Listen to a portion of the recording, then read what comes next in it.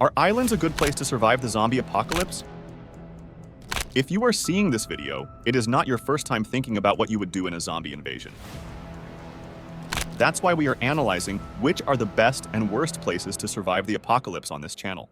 Islands, paradisiacal, large, small, there are countless combinations. But in this video, we are going to focus on a specific case. We are located in the Caribbean, near Florida, on a not very large island where you can only get there by boat. This is a good place? Let's see it. Imagine this island as a stage for an epic zombie survival drama. A tropical paradise with crystal clear waters, swaying palm trees, and a radiant sun casting its golden hue across the horizon. But there's a catch. It's not just the serene beauty that sets the scene. It's the isolation. This island, surrounded by unforgiving waters, becomes the ultimate fortress against the undead horde. Picture the zombies staggering along the shoreline, their moans drowned out by the crashing waves, unable to breach this natural barrier. It's like Mother Nature herself conspired to create the perfect escape from the zombie apocalypse. On this isolated island, safety isn't just a luxury, it's a necessity. The limited access, reachable solely by boat, serves as a safeguard, creating a shield against the zombie scourge. Think of it as a survivor challenge where the goal isn't just to outwit or outlast fellow competitors, but to outlive the relentless undead. The boat becomes both a lifeline and a gateway, allowing only those deemed safe to step onto the island's hallowed ground. In the vibrant tapestry of a Caribbean island during a zombie apocalypse, resources paint a vivid mosaic of survival possibilities. The island, ensconced in azure waters, serves up a banquet of nature's bounty, teeming with coconut palms, swaying to the rhythm of the salty breeze, mango trees hanging heavy with succulent fruits, and the glistening sea offering a treasure trove of fish and other aquatic delights. Yet, this paradise comes with a caveat. The finite nature of these resources looms like a shadow over the survivors. The once abundant fruits dwindle with the passing seasons, fishing spots gradually yield fewer catches, and freshwater sources might face contamination or depletion. Thus, the survivors must tread cautiously, balancing their consumption with sustainable practices to ensure these gifts of nature continue to nurture them through the unforgiving apocalypse. Should one option for a solo adventure or embrace the camaraderie of a community on a tropical island besieged by the undead? Islands in the Caribbean often have ample access to renewable energy sources like solar, wind, or tidal energy. With fewer obstructions and favorable weather conditions, survivors could harness these sustainable energy sources more efficiently. Establishing solar panels, wind turbines, or other renewable energy infrastructure could provide a consistent power supply, reducing dependency on finite resources and increasing the island's self-sustainability in the long run. But is not all good in this scenario. Some disadvantages could make you think twice if islands are a good place to survive the zombie apocalypse. On a smaller island, the available land area for shelter, cultivation, and other essential activities may be insufficient to accommodate a growing population of survivors. This scarcity of space could lead to overcrowding, making it challenging to establish safe zones or living quarters that are adequately fortified against zombie threats. As the population grows or remains stagnant due to limited means of escape or access, the available resources such as food, fresh water, and shelter materials will dwindle faster. Agricultural land might not be enough to produce adequate crops to sustain everyone, leading to food shortages. Freshwater sources might also be limited, causing sanitation and hygiene issues. These interconnected disadvantages exacerbate the challenges faced by survivors. Overcrowding due to limited space intensifies competition for available resources, potentially leading to conflict or a breakdown in the community's cohesion. Additionally, the strain on resources may force survivors to explore riskier options, such as venturing into zombie-infested areas in search of supplies, further endangering their safety. Finding innovative solutions to maximize the use of limited space and resources becomes imperative for survival in such a scenario. Efficient resource management, sustainable agriculture practices, and strict rationing might help delay the depletion of essential supplies and alleviate tensions among survivors. However, these measures would require careful planning, cooperation, and adaptability among the island's inhabitants to ensure long-term survival in a challenging environment. Reliance on boat access as the primary means of transport presents a myriad of challenges and potential risks that could severely impact survivors' chances of long-term survival. The limited availability of boats is a critical concern, as a scarcity of vessels could lead to overcrowding and increased vulnerability if a select few vessels are the only means of reaching the mainland or accessing vital supplies. Furthermore, the necessity for regular maintenance and repair poses a significant issue, especially if there is a lack of skilled individuals among the survivors. Without proper upkeep, even minor damages or mechanical issues could render these boats unusable, essentially cutting off the island from essential resources and escape routes. Fuel and resources required for the boats represent another layer of vulnerability. In a post-apocalyptic scenario where resources are scarce, acquiring and stockpiling fuel, spare parts, and repair tools for boats becomes increasingly challenging over time. Additionally, the inherent risks of navigating potentially infested waters compound the dangers. Without experienced navigators or sailors among the survivors, the threat of ambushes or attacks by zombies or hostile groups while crossing between the mainland and the island looms large. Moreover, the limited capacity of boats creates evacuation challenges. In the event of needing to evacuate a larger group or facing a significant threat, the logistical difficulties of transporting everyone safely off the island via a limited number of boats could be overwhelming. Overall, the dependency on boat access in this Caribbean island scenario underscores the vulnerability of survivors. Navigating these challenges requires meticulous planning, regular maintenance, and skilled manpower. However, the risks associated with limited availability, maintenance issues, resource scarcity, navigational hazards, and evacuation limitations emphasize the fragility of relying solely on boats for access and escape in the midst of a zombie apocalypse. Survivors must strategize not only for immediate survival on the island, but also consider alternative plans and contingencies to mitigate the considerable risks associated with boat-dependent transportation. While offering relative isolation, face a significant disadvantage due to their vulnerability to extreme weather events, particularly hurricanes. These islands are prone to tropical storms, hurricanes, and other natural disasters, which can cause severe damage to infrastructure, destroy shelter, disrupt food and water supplies, and make communication and transportation nearly impossible. In a zombie apocalypse scenario, such climatic disturbances